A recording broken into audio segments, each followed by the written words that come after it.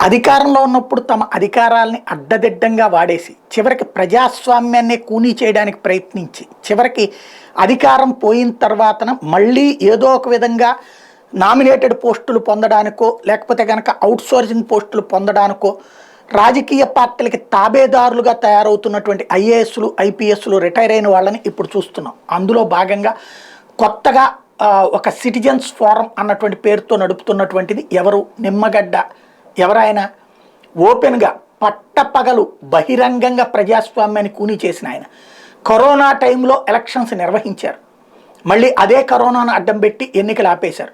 తెలుగుదేశం గెలుస్తుంది అనుకుని ఎన్నికలకు ఓకే చేసి దాని మీద తెలుగుదేశం గెలవలేదు పంచాయతీ ఎన్నికల్లో అని తెలియగానే మున్సిపాలిటీలు కార్పొరేషన్స్ ఎన్నికల్ని వాయిదా వేసేసి మళ్ళీ ఆ తర్వాత నిర్వహించమని బతిన్లాడినా వినకుండా గ్యాప్ ఇచ్చేసి ఆ తర్వాతన ఇంకా మళ్ళీ వైసీపీ పని అయిపోయిందనుకుని మళ్ళీ ఎన్నికలు పెట్టడానికి ముందుకొచ్చి చివరికి అడ్డదిడ్డంగా జరిగిపోతుందంటూ అడ్డదిడ్డమైనటువంటి స్టేట్మెంట్లు ఇచ్చి ఆ పైన అంతా సవ్యంగానే జరిగిపోయిందంటూ బయటికి వెళ్ళిపోయినటువంటి నిమ్మగడ్డ రమేష్ కుమార్ ఆ రోజున ఎవరి కోసం పనిచేశారో బడా బడా హోటల్స్లో ఏది పార్క్ హయత్ లాంటి హోటల్స్తో ఏ హోటల్లో ఏ పార్టీ నాయకులతో కలిసి కూర్చుని సంప్రదింపులు చేశారో లోకమంతా చూసింది.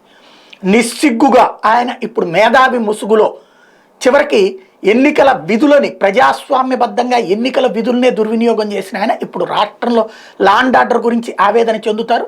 కుల దురదతో ఉన్నటువంటి మరికొంతమంది మేధావుల ముసుగులో ఉండే కుల దురదకారుల్ని పోగేసుకుని రోజు రాష్ట్రంలో ప్రజాస్వామ్యం చచ్చిపోతుందంటూ ఉపన్యాసాలు ఇస్తారు.